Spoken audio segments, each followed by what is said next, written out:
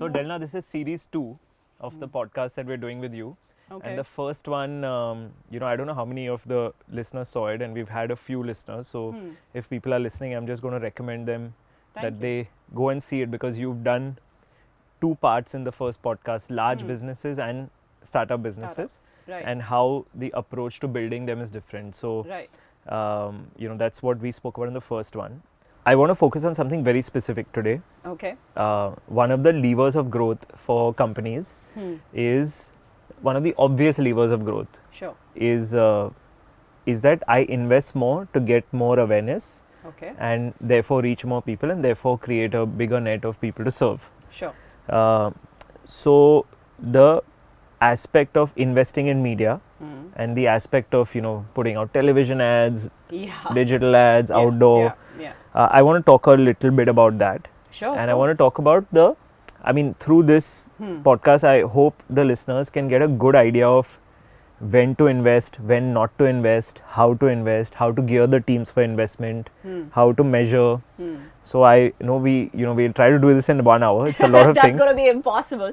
And quite frankly, honestly, Harshil, the challenge is that people fall into set patterns, right? So it's like everyone is doing this, so I have to do the same thing. Right. And in this, one size doesn't fit all, right? So if you just kind of follow the playbook of somebody else because they did it, I will do the same thing. Most of the time people fall flat. So it's a great topic you've picked up and I'd love to talk about it. So let's get going. So the first I want to ask is, if I'm a company and I'm a large established company, Sure. I'm doing good turnover, 200 crores to 3,000 crores, let's say. Sure. I'm in that zone. Sure. Depending on my industry category. Right. My margins are fine. I have a strong sales team. Excellent. Okay. My distribution is okay across the country. Now I'm deciding I want to invest in media. Or, people are keeping on coming and telling me, consultants come and tell me that, Sure. आपको तो पैसा करना चाहिए. करना लगाने चाहिए, चाहिए. आपको IPL करना चाहिए, आपको sponsorship करना हाँ, चाहिए, बिल्कुल. ये That वो. happens a lot, right? So if I am that kind of a company, when I hear that, what should I be thinking? So it's an interesting question that you asked there, right? You said it's an established company. All the necessary conditions are in place. What I mean by necessary, like you said, there's a sales team, the distribution's in place, my product mix is in place, I am getting good revenue, I'm getting good contribution margins, probably decent profitability as well at the bottom line, right? Now in this kind of a company, why do you need to spend? It's always a why, right? But if you have the necessary conditions in place, then it becomes an easier thing to answer, because then you're saying, I have the base, I'm taking a decision to go for growth by investing in media. So it's a very clear idea of saying, I need to Accelerate growth. accelerate that growth, right? The challenge comes in is, what kind of company are you? And why are you spending? Now, supposing you're an established B2B play, right, an industrial play, you have to decide why are you spending that money. Now, if it's a very commoditized play, you want to stand out and you want people to remember you and have a decent recall. You're also doing it for your network, you're doing it for your influencer network, all of that. And your buyer is a different buyer, much smaller buyer, but your investor network sees it, your distribution sees it. So you have to know, why are you doing it? Supposing you're a B2C play, the chances are you wouldn't have become that big without having spent something. So if you're being asked to spend something else, like you're saying, increase your spends, again, that has to be linked to a why. It could be that you have a new product that has come in. Of course, then intuitively you have to decide why. It could be that you have an established product, but it's kind of losing steam. It could be that new competitors have come in, and so you need to kind of be heard again. You kind of went through life till now, but now suddenly, there is a new player in the field who's doing a lot of this, and you need to invest, right? So this good starting point is always why. Okay. Once you've answered your why, right? Why do I need to do this? And you're clear about your goals of why you need to do it. Then there is a certain playbook that has to be followed. Again, that playbook is only for a bit. Again, after that, it will be customized. Got it. Right? So I want to unpack this a little bit more. Sure. Okay. What I understood so far is that, look, B2B, I need to know my why, and the why is often driven by accelerating growth rate. If I want to invest in media, I'm often going to invest because I want to accelerate my growth rate. Sure. And I should have the license to do that when the necessary preconditions are fulfilled, Right. which means strong sales team, strong brand, strong product mix, salience on managing the bottom line. So you're a compliant company in that sense. Perfect. And then I'm going to invest. Sure. And what I understood is also B2B, I'm going to invest because it is going to energize my entire ecosystem. Correct. Also, maybe my competition has started to invest, Sure. and that is putting some I'm not pressure. living in isolation. I need to kind of be heard. Yeah. Yeah. So those are the factors for. Or it, as I said, even if you could be bringing a new product, a new range, a new branding, any of those, but the why. Right. Right. Not just follow everyone because everyone else is doing it, so I do it. Got Right? it. Know your why. Right. That is the important one. And so if I have to know my why, so if I had to unpack this B2B first and then go to B2C, because Sure. that's a Let's different do that. Let's do world. that in chunks. Okay. So if I had to unpack my why of why should a B2B company spend, what are the 3 or 4 questions I should ask myself? So it's an interesting. So you said a very interesting thing. Somebody comes and tells you do it, or you observe somebody doing it, right? You saw someone doing it, competition's doing it, or your team. Sometimes next generation comes in and says it. Sometimes a new CEO comes in and says it. Whatever is the reason, those are generally the triggers. But the trigger is just a trigger. After that, you go through the thought process, right? Now, in a thought process, you have to clearly understand where do I stand and where do I want to go. If it's a new product introduction, that's the easiest thing. So I'm not even going to pick that up because it's a new product. I want to introduce it. I want to be heard. There is a competitive set. And then you follow the rest of the steps for that. Right. But if you're there's nothing new that is happening and you say, I want to get into this space because there is a trigger, you have to then understand from the next step, saying, where do I stand in my competitive set, right? Where am I today? What is my starting point and where do I want to go? So the good question to ask is, where do I want to go? And what do I expect that the spend is going to do for me? Correct. Right? So it's like very often we just start by saying, oh, I want to do this, IPL karo. You said that, right? That does happen because it's one of the most clutter-breaking pieces of content out there is. With the highest sales targets. And it's a very expensive property, but you do get heard, right? You do get seen. So if you want to build out an awareness, which is why a lot of startups do it, and we'll talk about it later, but a lot of new companies use that because the very vast audience is watching it, and it's a captive audience because you're not going to get up in the middle of the, over and go away. You will kind of watch it. Right. So that does happen, right? But it is about just that journey. What is it that I'm trying to do, and where do I want to go? Where do I want to go? Got and it. what do I expect this media to bring for me? Correct. So Lal, if we can unpack this, what do I expect this media to do for me? Sure. There's an interesting concept of the media multiplier, right? Okay, so on every rupee of media that I spend, of course, yes. what is the multiplier that I will be getting? So when I ask the question, what do I expect it to do for me? What are the parameters on which I evaluated whether it will even do something for me? So what are the necessary preconditions in the market that you'll see? Because I get your point. I mean, I may be a cement company and I may say that, look, I will invest in media. Then effectively, I'm trying to say that, look, I'm going to decide to put these 100 rupees in media. Right. Which may be up to, in that case, 2% of my turnover or whatever that may, and we'll talk about threshold also, because Correct. I've heard various, like certain high growth FMCGs will say, I'll go 15% of my turnover at a high punt. Correct. So what are those percentage thresholds? I'd love to understand. Sure. Now I'm deciding to put that money, 100 rupees, into media. I'm going to expect a certain return, which is the where do I want to go. Right. Which means I will break down and quantify that I will spend that 2 rupees and this is exactly what the effect will be on my ecosystem or on different parameters. So what are some of those KPIs I should be tracking? So very interesting thing is that our tendency here is to miss this entire thing and jump straight into the medium. Correct, and that's how the media agency will come saying, and the media agency will come and say, okay, theek hai, aapke paas itna budget hai, then you spend it on this. Correct. Right? And very often what starts off is you start with a budget. Correct. And then you say, okay, if I have this budget and I want to do all these nice things. I should spend in these 5 places. I should spend off in these 5 places or I'll spend a bulk of it into the TV medium or whatever because then it's about expenses as well, right? And so you can say other way round. Yeah, that is why people need Delna on their team. No, it's okay. The fact is, you've got to kind of decide from your customer perspective. It's amazing, Harshil, how often people forget that, right? Know your customer. Know what your customer is consuming. And know what is the effect you want from the customer side of it. Now, very often in a B2B, the customer need not be, like you said, cement, right? Now, cement is going into your and my house, but we are not the customers for that, right? We are not even the influencers for that.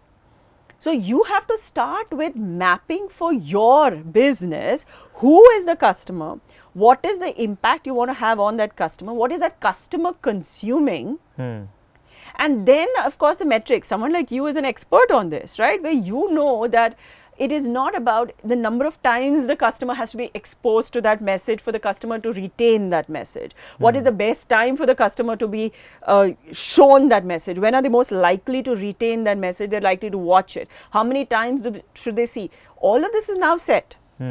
So any medium you go to, whether it's TV, it's digital, it's print, we've been planning our media only that way, right? Which is why you said threshold. After a point, it doesn't even have any effects, so stop spending. And if you spend below threshold, you might fool yourself into believing that you're going to actually hit it, and you won't. So the starting point really is my customer. When are they likely to consume it? How many times do they need to be exposed to it for the message to be retained? Right? That is the starting point. And what are the other signals I should be watching? See, one is the customer. Now, let's say this example of B2B that we spoke about. Sure. You know, there is, what are the other signals a B2B can look at? Because one of the things we spoke about also is that my, the person who's purchasing, yes, let's say, so let me finish that thought for you, right? I'll finish this bit for you where I said from the customer's perspective, that should actually determine your budget, right? So it starts by saying this is the impact I want to create, and then you start by saying this is how much it's going to cost to create. So you have a ranking of media. This customer is, if you wish to use this medium of digital, and in digital you wish to use this aspect of it, then this is the minimum you should be spending to get the impact. Got it. And you then build up the building blocks and you come to a number. Very clear. Now, when you come to that number and that number is not feasible for a client, the honesty on the side of the client as well as the side of the agency is required to say, look, this is what would be ideal, but these are the building blocks. This is the chunk. And if you spend less than that, you won't even get that. So you start then, so don't spend. Knock it out. Yes, and have the guts to say, I'd rather not spend than spend below threshold. Okay, now this is where I want to go in, because you know you started out saying that, look, often what happens with media agencies and with clients, both, is that I've got a number, now let's spend here. I optimize for a number rather than optimizing for the an outcome. So my question to you is, as media agencies, how can we get better at optimizing for an outcome? What are some of the practices that you wish you saw in the industry for media agencies to take up? I think one of the biggest ones is to actually stop behaving in isolation, right? It is a lot of connectedness. I talked about the customer, but you're not sitting in isolation as a company. You are in the space of competitors. So you've got to first create your customer scenario and say, what do I wish to achieve there? Then you create your competitor scenario. What are they doing? You're not in isolation. So without understanding where they are, you can't kind of win. Right. So you then map that out. Then you create that connected map and have that honesty. Yeah. I think for me, a lot of the things that bother me is that honesty is missing. I think also, from the agency side, what I can share is that I think personally that, to understand consumer, one needs to spend time. Absolutely. And I think we are also not, as an industry, clients are seeing this also, media spend is very transactional. It's become It is unfortunately transactional. And the challenge is that even though we have a lot of customer studies, like I mean, I know because we work together on certain clients. What happens? You actually from your side also invest in putting a customer study out there. And you take the trouble to analyze that customer study, right? And that is an important part of it, that honesty that I'm talking about. That where you as a partner, as a media partner, also bring in that perspective. It's not only your challenge. The challenge is very often the client is not interested in it. Yeah. Right? There is somebody with, and I'm purposely being disrespectful when I say that, there is somebody who's a hired help. And that person is looking more at their growth, their presence on social media, their career next jump that they will make, because unfortunately, the marketing community is rolling stones, gathering no moss. Right? They're only interested in putting out their campaign, getting their kudos, doing a few posts on LinkedIn and of course Insta and all of that, depending on which industry, getting their next job and jumping.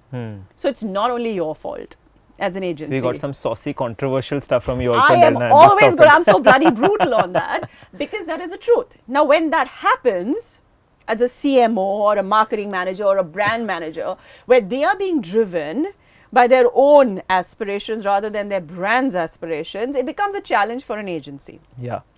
You're a partner. Beyond the point, you're not going to push. You also are trying to build a business at the end of the day. You're trying to give the best perspective. Yeah. But what I'm actually nudging people to do is have that honesty from your side. Yeah. Have that knowledge from your side. Have that presentation that you're putting out there from your side. The customer study. So don't see yourself in isolation, number one. Stop seeing yourself in isolation, which is the first thing actually a media agency can do, is that, hey, I've got a brief. The first thing is not, hey, here's where I'm going to spend. The first thing is, hey, here is where we are, here is where we need to go, here is where the sentiment of the consumer is, this is the needle we need to move. Correct. And because we need to move this needle, one is the message will move the needle in one way, but also how I deliver and when I deliver that message and how often I deliver that message will move the needle. Correct. So if I do that, then I'm a partner to the company. And if I don't have, when you say the point about honesty, when I don't have the understanding of the consumer, I be honest that I don't yet have it and I therefore need. Push your partner companies to invest in that, right? And I think the good companies, you did mention some of these are big, listed, decent, they've got thousands of crores as rev. Those typically would have gone through a learning curve already as business. You don't overnight become that much, not in India yet. By See, exception, one of the challenges, let me talk about 200 crores. Okay, so listed, let's fine. do that. Okay, because let's listed, move. I get your point. Yeah. That listed one will, has gone through some curve at least. So their learning curve has happened. Yeah, and they've had their failures, they've had their successes, they've had their learnings. Yeah, and most these, at this 2000 crore range, most companies I will see and hear that they are data driven. They have been forced to become data driven. Correct. Because they've had their failures. Yeah. And they've had to learn from that.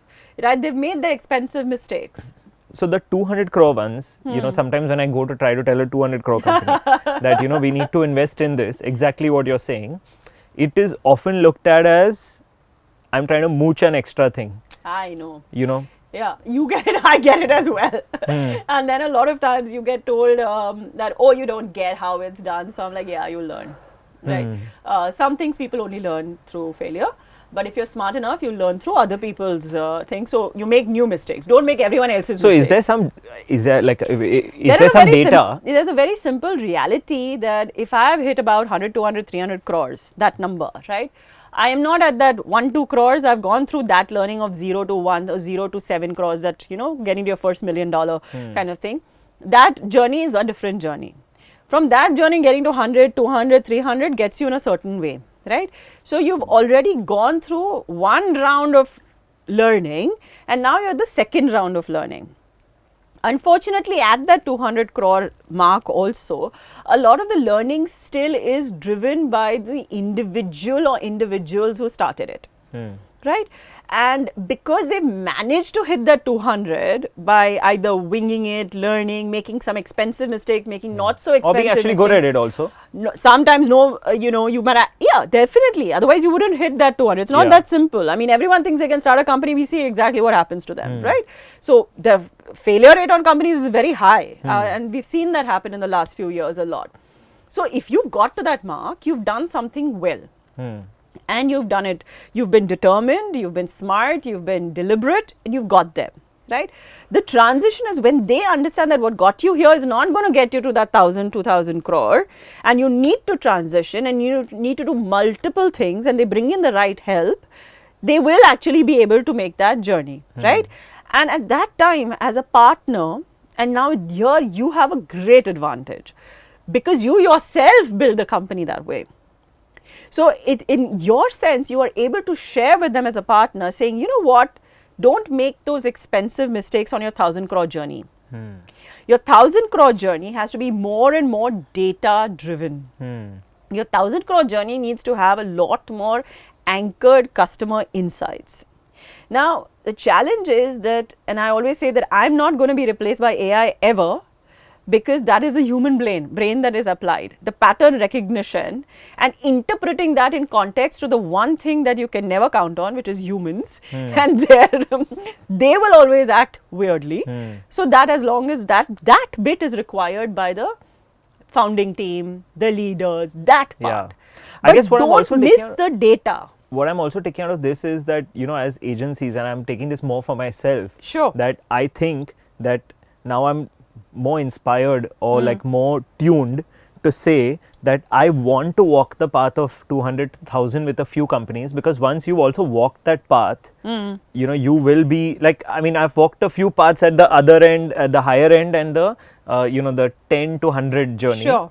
But now this 200,000 is a very interesting journey, and there's a few companies which have done, like Madison, for example, has done it for a lot of companies. So their word is taken quite strongly. Strongly. There's proof of their success. I had that journey as well with a company that went from that 100 plus to 1,000 crore journey, and it's amazing how they were so smart. You know, the founders were so grounded, they were sensible, they knew what they knew what they didn't know. They sat and went through sessions like students, right? And later on, when they went, in the part of their growth is some is organic, some is inorganic, acquisitions. When they did the acquisition, also the post-merger integration, they called in. Though they could have done it on their own, but they said, you know what, just come and see whether we're doing it right, and just help us for a few months, right? And they are well on their path, and they are beyond even my expectations. And I mean, I tend to be a little strict, so frankly, I've seen it. And the difference was they knew what they knew what they didn't know. They didn't hesitate to take the help, you know, and that arrogance is not there. So sometimes what will happen, and my advice to you is, having done this now with hundreds of companies in the last few years since I came out of the corporate world, please assess the leadership entire bench. And if they are not open-minded to it, don't waste your time. Got it. Don't waste your time. I'm just saying that to your entire fraternity. Don't waste your time. Why should you bang your head against the wall? There are enough good companies that are smart enough and need your help. Give it to them. Got it. Very interesting. Okay, now I want to switch gears a little bit. Sure. Because we've gone past, now going to go into B2C. Perfect. You know, and the first question that I'm understanding, actually a bridge question, is on this percentage of turnover. You know. Okay. So what's the thumb rule? Like a B2C company, when it's growing, will invest what percentage of its turnover at a growth stage, and a B2B company, when it's growing, will invest what percentage of its turnover. So how does that work out? I will send you back to what we said earlier. What is required? See, if you want to look at your industry, okay, and because there are enough healthy, profitable, good listed companies, right, all you have to do is open up their reports, see how much they're spending on branding, marketing, selling. They have to report it. Right. If you can't get it in the reports and you find it difficult, just listen to some of the investor calls. You've got to do the work, right? So you go to your industry and you see what your industry benchmarks are. There are damn good companies out there. I mean, you can figure out what is a percentage spend if that's what you want. Correct. I strongly advise against it. That is a steady state situation. So if you are a steady state company, You are wanting to see what is, and it can happen that the board is a little archaic and old school. It can happen, no disrespect. You can see that I speak like that, but it can happen. So you as a leader or as a new CMO might have to go out there and present to them that, look, this is what happens in our industry. This is steady state spend. That is the only time you go with that approach. Right. Where you're at least trying to get people to agree to start spending. Right. So you go with an established set of players who are doing it and you use that number. Got it. Every other state, please remember what I said. Start with the why. What do I want to achieve? Now, if you have a new product introduction, okay, the amount you will spend will be significantly higher than steady state. Right. What is that as a percentage? It differs from your product. It differs from who the customer is. It differs from the time you're launching. You also know the expected growth rate of that category. Correct. It depends on what you want to achieve. You could be in a very cluttered B2C environment and be a very patient person saying, I'm going to build it up, tuck, market by market, market by market, market by market. And so you take a decision which is, मेरे को Bombay में ही launch करना है. Versus, I'm a very impatient person. I've got lots of funds. I want to go national. Will the two people in the same industry therefore spend the same? Never. No. Right? It is also how good your distribution is to be able to do that. Necessary conditions. Right. Without your necessary conditions, you take all the money. So this is also a good question, because Yeah. this is actually answering some of the things that a media agency can ask, which is, what are your necessary conditions? Where is your distribution strong? Where is your uptake really strong? I always say, if you don't have your building blocks, your foundation, I use necessary a lot because of my obsession with math, but otherwise, the logic is foundation, right? If you don't have your foundational pieces there, you take that money, throw it out the window now. I mean, why are you spending also? I mean, literally because that's what you're doing. So, I'm just taking a step back. What I'm understanding is that you will see what competition is spending. Often, if you're a CMO, you will see that to convince the board saying, hey, we need to get here. That's only that's to get your budget sanctioned. Correct. At a budgetary level. If you need to get your budget sanctioned, you have to put it with some data. You use it for database purposes only. Right. And then you will be like, what do I want to achieve and where am I and how do I get there? How do I get there? Who is it? Etc. Etc. What is my customer? Voice of customer, competition, time of launch. You want to do something in the monsoon season in India versus you want to do something at Dussehra. Yeah. Totally different. Right. So you have to get better and better. That's why I say base it on data and base it on some clear understanding of that. And then you got to use your brain. Otherwise, why are you there? Right.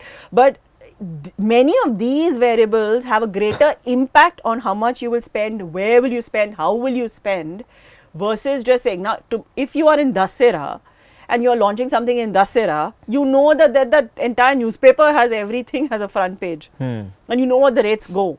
Or you want to get into IPL, then you know what the rates are.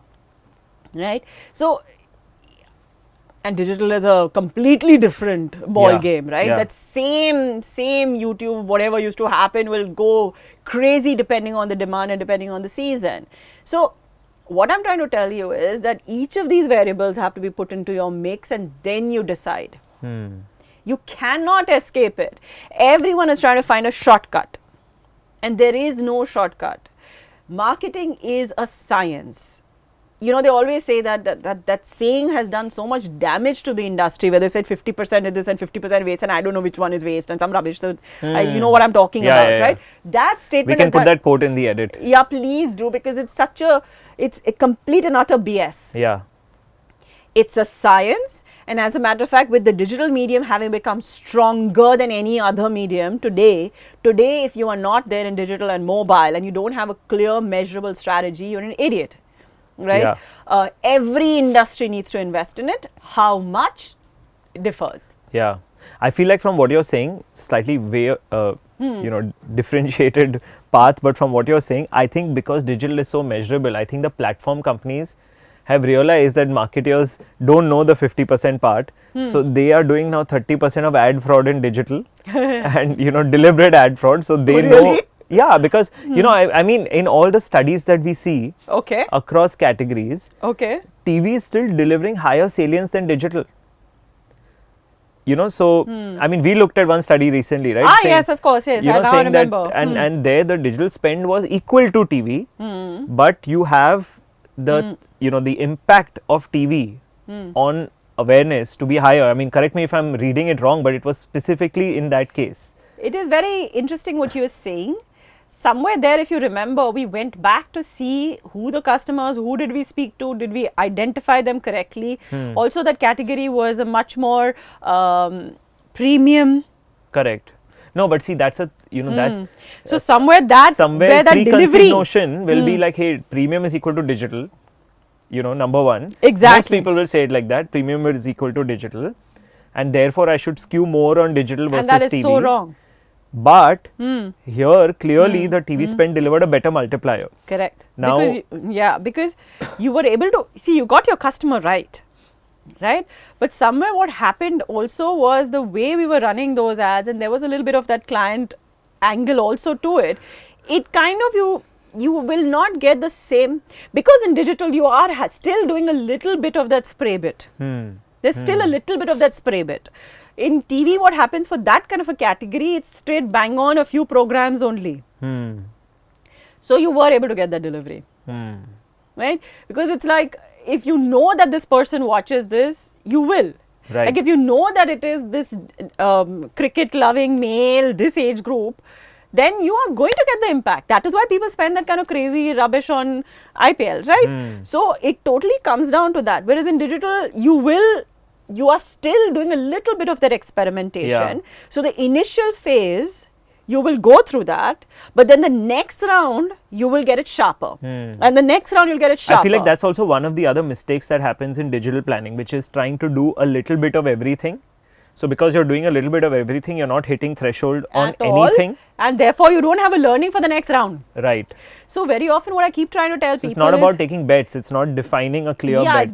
Thought through bet. You have to have a starting hypothesis, right? And that is what I keep saying. So whenever people are planning, I say you go with the starting hypothesis that this is my audience. These are the things I'm going to try.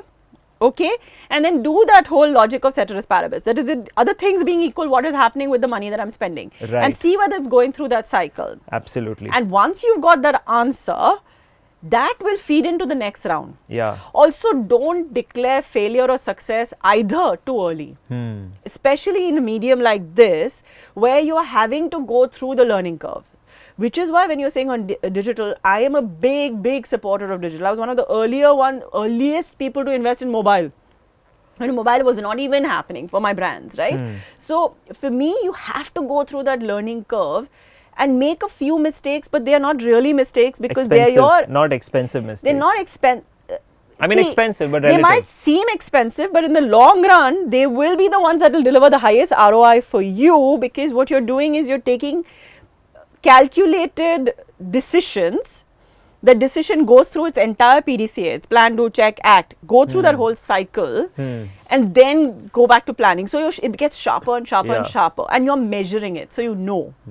I feel like this conversation is actually very helpful for people in marketing, especially on the agency side, and I would say even on the brand side at junior levels. I would say you'd be amazed how many CMOs actually need this. Because I'm not see, I can speak. People just don't do it. Yeah. Right? They just don't do it. It's too much work for them. But yes, your planning team, your side of it, from young brand managers as well who are starting off their career, you know, it's not flashy. Anybody's even in MBA school, because this is the kind of stuff that's a core brass tacks. Yeah. If I had to ask you, we spoke about in B2B, we spoke about where I am and where do I wish to go, and here are the signals I will watch. In B2C, same question, what are the signals I will be watching? And the complexity multiplies significantly. In B2C. In B2C, right? Because what did I say? I mean, I joked about it, but I do always say that you have to solve for all your other variables, because that one variable that is very difficult to solve for is human behavior. As much as it is predictable, it's also can get unpredictable. Right? So you have to solve all other aspects and be clear that could change because something new comes along. And depending on how your category is, how established your category is, the behavior is a lot more predictable. So the newer categories have to go through this learning curve. Like that brand that you were talking about, that we were both alluding to, that was trying to create something in a slightly newer behavior. Right? We had some starting hypotheses on how the consumer will behave, but it was a slightly newer category trying to compete with established alternatives. Correct. Versus if that alternative brand was doing the work, that was an established industry, behavior is a little more predictable. Like Got a it. toothpaste, right? You know what the behavior is. Right. Or coffee or tea or, you know, any of those established industries. So it's a good point to go into, you know, because a lot of, and that's the case where a lot of India is today, Sure. especially a lot of D2C entrepreneurs. Oh yes, D2C, or, yeah, that's another ballgame. You know, completely. a lot of, I would say categories like D2C or even like, you know, companies which are in distribution. Sure. So let's take, for example, you know, company like Yoga Bar, which sold to ITC. Now they were creating a new category or any new categories Sure. like this, where the business scenario is such that production enables you to create new categories. Okay. So you're able to get product right, you know, you'll do your testing with PMF and you will, you know, get your NPS scores right and everything, and you'll have a solid product which potentially can go into the hands of consumer. Okay. But now a lot of these NPS studies and, you know, a lot of the PMF studies are with a limited audience. And now with this limited audience, now I'm trying to go wide. Where I'm trying to go wide is I'm trying to change an established behavior, because I'm trying to replace, let's say, years of breakfast cereal somebody is invested in. Now I'm trying to be that. So I'm trying to change a behavior. Intuitively, it may seem like a small thing to do because you're like, oh, you know. No. Exactly. Yeah, like, I want to pick that up, but finish your question. Yeah. Cereal versus muesli, let's take. You know, because you'll have cereal and you'll have muesli, and I'll be like, अरे क्या है, बड़ी बात नहीं है, because cereal की जगह muesli खाएंगे, but नहीं वो बड़ी तो बात है. बहुत बड़ी बात है. So पहले सीरियल को ही करना बहुत डिफिकल्ट था. हाँ. Like, you And know. it's years of over investment, right? Like, so if it's years of investment into that category, now it's finally built, and then, like you said, after that you're getting some amount of predictability in. Now there's a new player. You're trying to change a habit. Variables are, you know, so many. How do I look at it then? So that's what I wanted to play out your entire thought, because I wanted to, you said something which I wanted to pick on. Changing behavior is not something that only a company can do. There are a lot of significant things that happen in the entire environment for a behavior to change. That's why very often we talk about companies being ahead of their time, a trend being ahead of its time. What does that mean? It means that somebody saw something that could change and started doing something, creating options, giving options, and some few people tried it, but they were not able to hit that takeoff point and that growth, right? And we say they are ahead of their time. That's because you've got to understand that when anyone is in an established behavior, you alone to change that behavior as a company will need to have a lot of depth of money. Correct. Right? A huge bank balance to be able to do that, and the patience to consistently drive that message. Right. But that might still not be enough. And we see that a lot with, say, electric vehicles, right? I mean, I wrote about electric vehicles as a study when it was part of my fellowship in US. I was in 2010. And at that time only I wrote that India, it will be 2020. Right? Because we knew it was coming our way. We knew as a brand we had to invest in it, but it was too early. Because the rest of the things in the ecosystem hadn't even been put in place. But will it happen? We knew even then it will happen. Right? But the building blocks were not in place, which was beyond you.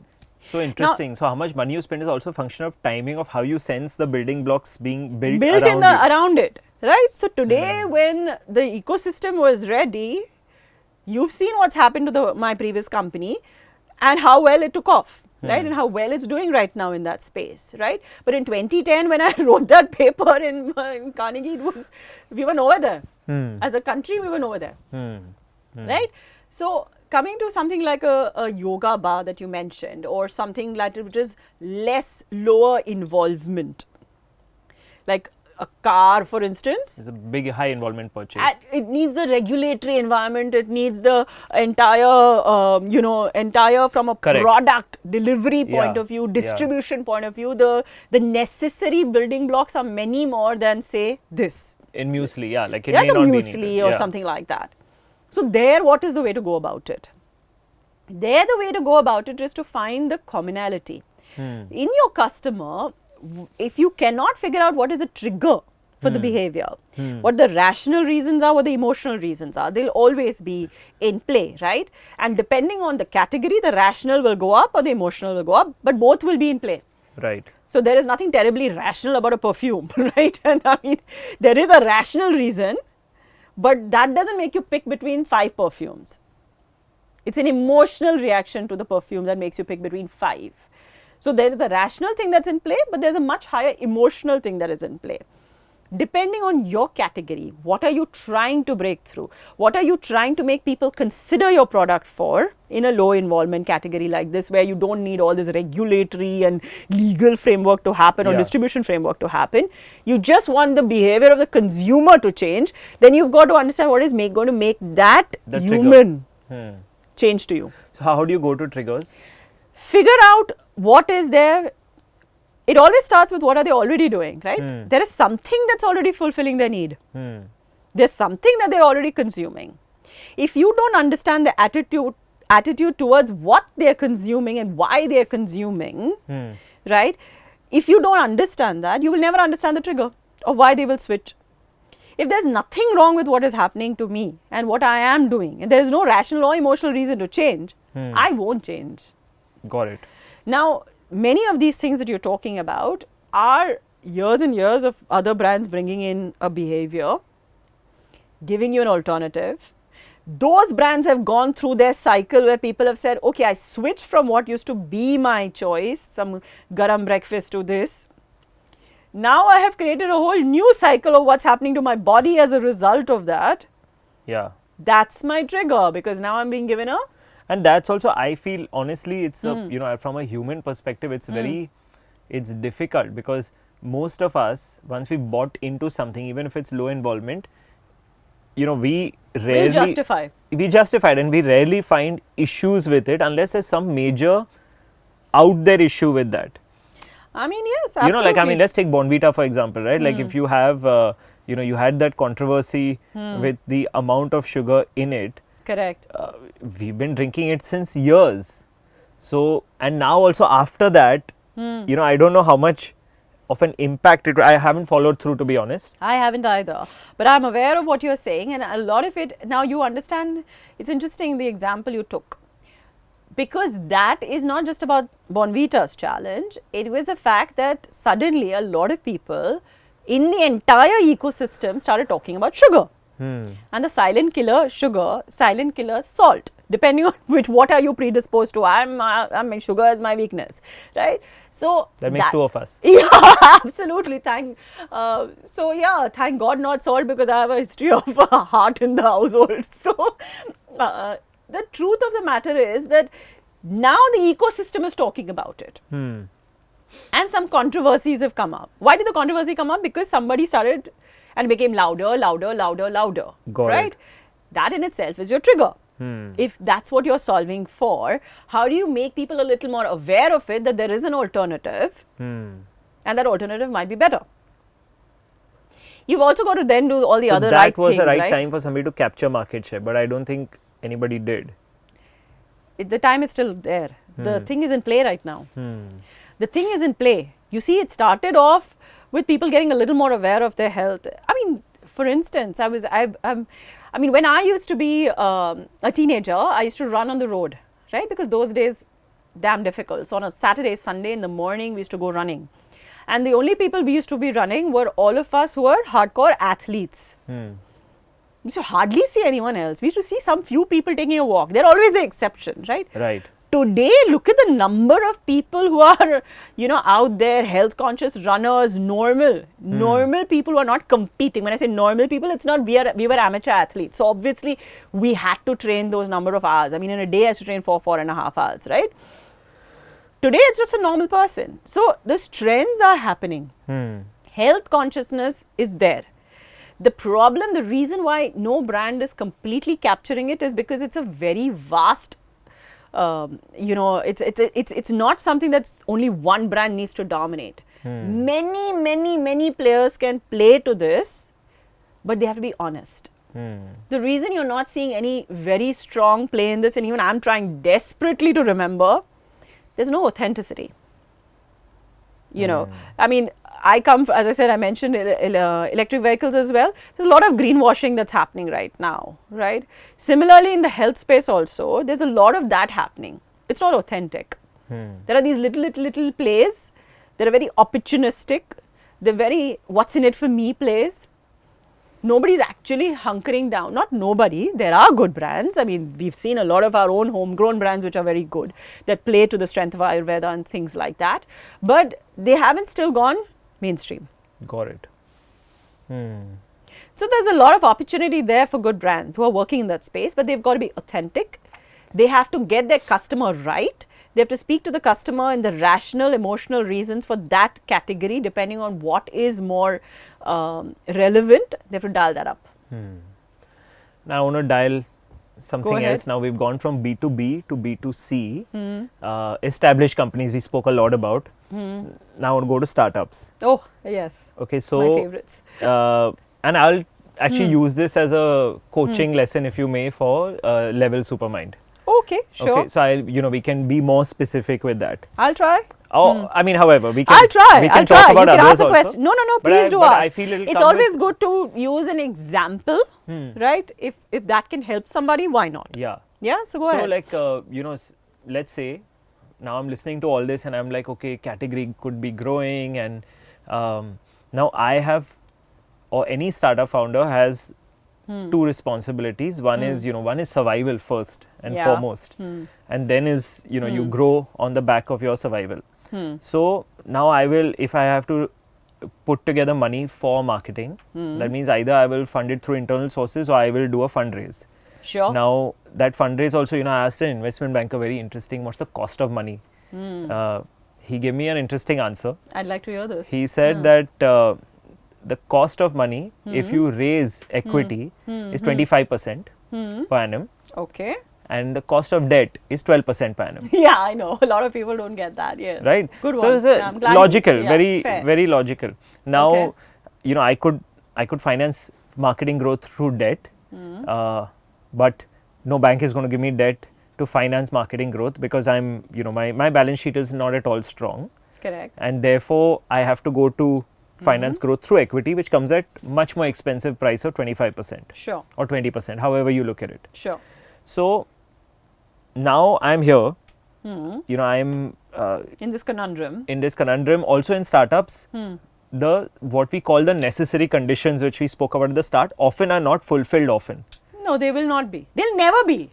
Right? Because that's a startup. Right. You're building the building blocks. Right? Correct. So, that's a critical point, because your necessary conditions, like the maturity of your team, the well-oiled nature of your organization, and yes, the ones that succeed are the ones that actually get it together. Put it together, right? That is the stage of a startup. And it's not beyond the first 2 years anyway, right? If you see the original definition of a startup, that's what it is. The first initial phase is called startup. After that, you're an organization, or then you're just nothing. Right. You will die. Right. I mean, there is just enough evidence of that, right? Right. So if in the first phase itself, if you're not building and putting in those foundational blocks, and then again, as I said, what got you to that first stage is not going to get you to the next stage. So again, you've got to build the foundation for it. And then when you get to the next stage, again, you've got to build the foundation for it. Correct. So that never stops. As your organization grows, you've got to keep putting your foundational blocks, and the foundational blocks will be different because you're building on but if the core foundation is weak, you're just building on it's quicksand. It's just going on sinking. Right? So yeah, I think that bit is understood. What people are trying to do. Let's get to the part of it, the money part of it. If you can, and if you have the ability to see where you are going, right, many things will go wrong. Many things, because there are lots of variables outside of your control.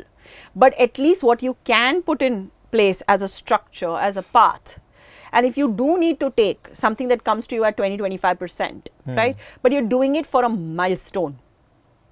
And in that milestone, you can see a way in which you're showing credibility of the organization. You can look at other at cheaper sources of capital once you put that first phase in. Got it. Supposing you're doing something brand new that nobody is going to just cut a check for, right?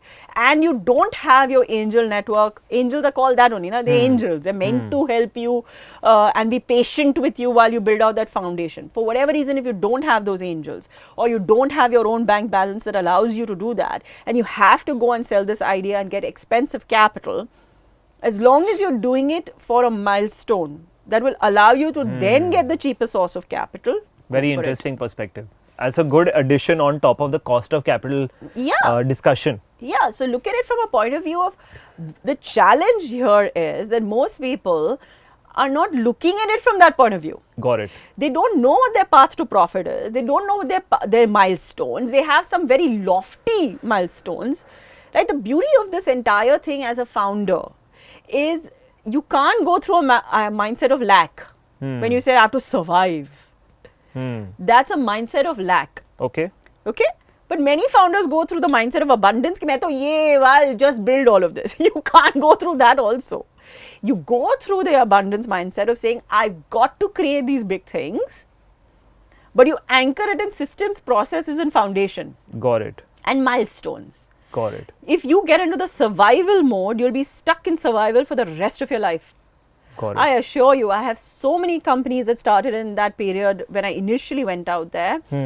And many of them hit their first milestones and then are stuck in a survival. And then there are others who are just exuberant in abundance and all that, but forgot to put the foundation, raised a lot of money, died. There are only a handful, and it's always only a handful that move to the next stage because they balance the two. This Not is very good survival, advice. Superb but advice. foundation. And it's your passion, it's your abundance, it's your desire to grow that has made you start the company. So if you start a company and then say, I just have to survive, I have just to pay a bill, how will you ever grow? So you say, I have to grow, but I have to put the blocks in place. Right. And if I need to take certain decisions where I'm giving up a little bit of my company because there is no other alternative, I'm doing it for a period of time to get to that next level. And then open up more options for myself. Got it. So I hear your point about milestones, and that's a great point, which is a segue into the next part of, again, investment for growth, marketing investment for growth. So let's say you have some necessary conditions fulfilled. Sure. And, I'll give you the example of Level Supermind, where we have certain necessary conditions fulfilled. We've got a good net promoter score of 70. Excellent. So that's a damn good. That's good. We've got a payment conversion funnel of 6%. So 6% of every download is purchasing. Nice. Which is a good, healthy sign. Of course, in your We've business. got a repeat rate of 70%. Excellent. So more than anything, that's your best metric. Right. That's your best metric. So, and I would put the repeat rate of 70% not just to, not to the product alone, but also the enabling ecosystem, which is what you spoke about, because now with UPI, yes, you have a lot more people who can pay for subscription. Correct. Second is that the enabling mechanism. So you asked for metrics.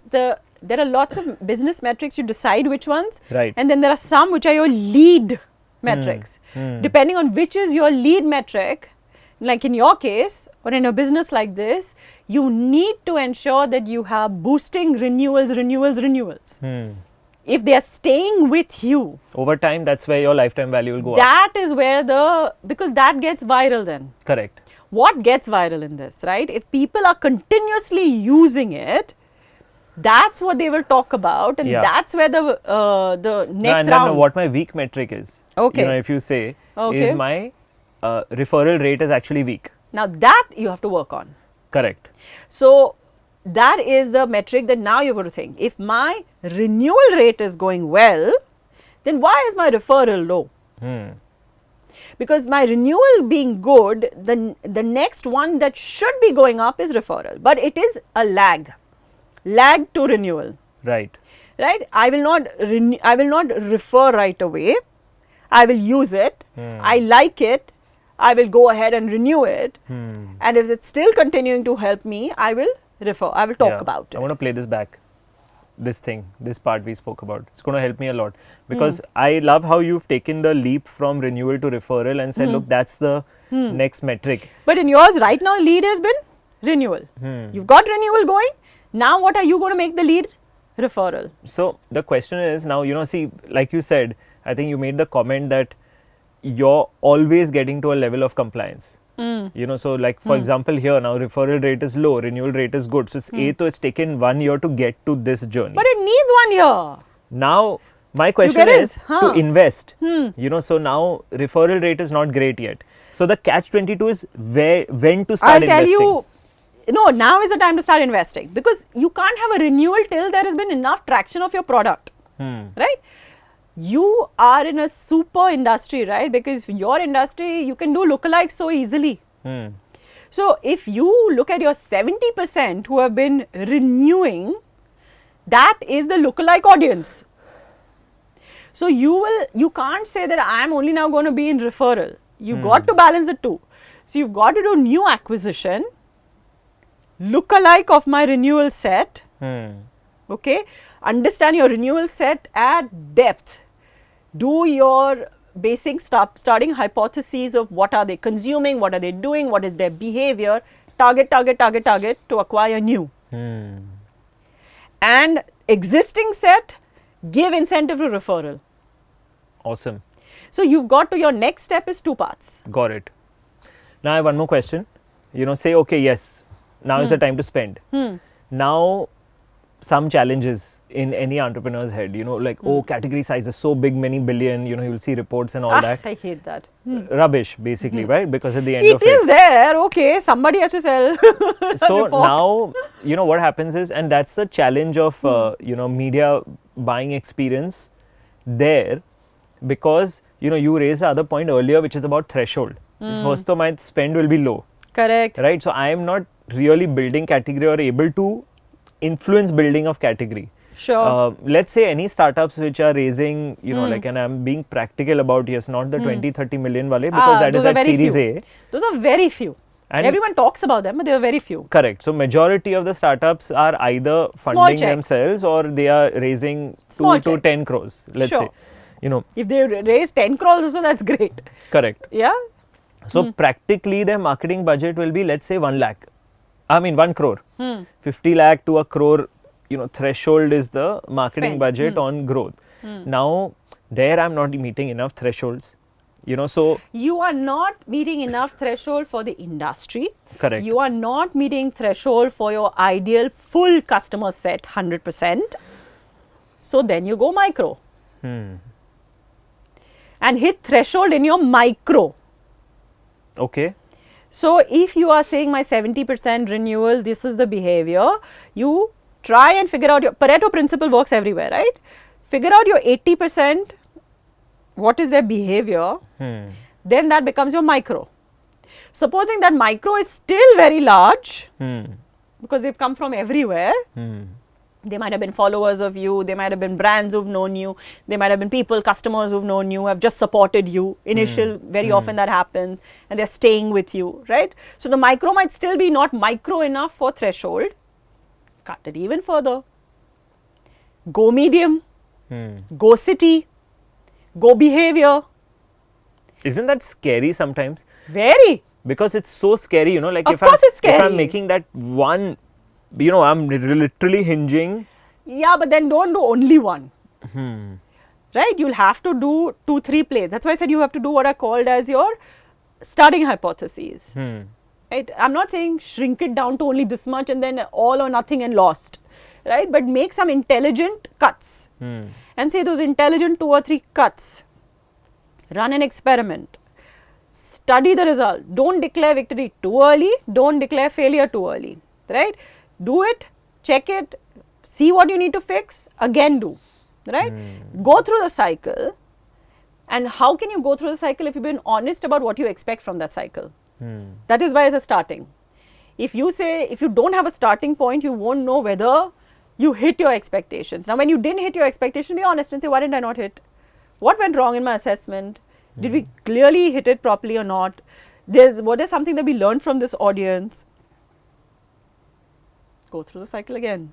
There is no, we haven't reached a stage where the human brain has been replaced.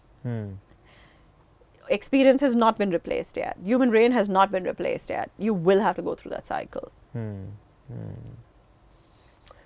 We are segueing into a topic which is for the next podcast. Oh, is it? AI. Okay. Oh, God. And the human brain. Yeah, and then to round off, now that, I mean, these are all like great piece of advice for startup. And I guess to round off the question, to finalize with the startup, this whole constantly in-build process while chasing growth. And you'll notice how I've stopped saying survival to in-build process for growth. I noticed. I did notice that. So the balance between that, when you are seeing founders go through that, who advise with you, who take your advice, some of the best, how do they manage that growth and build balance? It's an iterative process, right?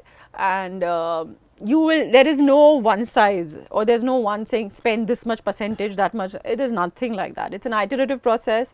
Comes down to your appetite, comes down to your ability, comes down to your industry, product. There's so many other variables. So the only thing you can do is to ensure that you keep the locus of control within you. The decision making is with you. You understand that you can't delegate certain things. I see very many people who are so keen to just delegate very early in their journey. I'll just hire a CEO, I'll get some experienced person. You should get that, but you won't be able to stop doing it yourself. And you've got to go through that iterative process and see what is working. And you will make mistakes. You might tip the balance, right? But it's okay to tip the balance. That is why, I think the big advice I would give you, and I've said this to a lot of people, enjoy it. Play. Yes, play, right? If you get so obsessed with getting it right and being perfect and, how will I be perceived? You know me long enough now, and I don't care how I'm perceived, right? It's not that I'm narcissistic, hardly, right? But I have a panel of people whose opinion I trust. And they keep me grounded and balanced. Right? Other than that, so the big advice, just do and play. Enjoy yourself. But don't be so obsessed with the doing that you forget the thinking. So think, speak, act aligned. Most people think something, say something, do something completely different. Align these three, your life will be peaceful. Awesome. We've covered a lot. As always, Harshil, And always. done, I enjoy my conversations. We've done 1 hour. Have we? We've done 1 dear, hour. dear. I didn't think we did. Yeah, it doesn't feel like it, right? Yeah, it So, doesn't. Yeah. thank you so much. My pleasure. It's a great Always. spectrum. Actually, before we close this, I have one question, like when companies are working with you, because I know I'm going to send this to a lot of people, Okay. also saying, listen to this before you call her. Okay. When companies are working with you, whether it's at that large stage, this D2C, B2C stage, Sure. or at a startup stage, how do they usually work with you? For one, you'll have to respect the fact I know what I know and you know what you know. I have a lot of idiotic people who come up to me and say, oh, but you didn't work in this industry. And I'm like, yeah, I know. I do principal level work. So if you think that I need to have your industry knowledge, most of the time I will, because now it's been over 300 startups that I've kind of already advised. And in the listed space, it's a lot of industrial and large conglomerates, right? So when you look at conglomerates, you've done work. But if somebody starts by asking me those silly questions, I generally tell them walk. Because you know your business, you know your industry. You should. If you don't, you shouldn't be in business. I know what I know. And I know business principles. I'll guide you on business principles. And I will partner with you. Depending on if it's a sales acceleration, of course, I partner very strongly with them. If it is the thinking part of it, I will help you think through, then it's DIY. And don't try to put your monkey on my back. Got it. So when you're, so that's good point, which is sales acceleration is more hands-on. Sales acceleration is You'll more work with the hands-on. teams. We actually put teams to work with the teams. Right. But even then, it's an empowering model. We empower your team to do it. Right. I'm not putting some 10 people in the organization to do the job that you as an organization are supposed to do. I will put in people to help your organization level up. Got it. Right? If you're asking somebody to come in, there are many, dime a dozen consultants out there who are just trying to find a way to ingrain themselves into a company. Please go to them.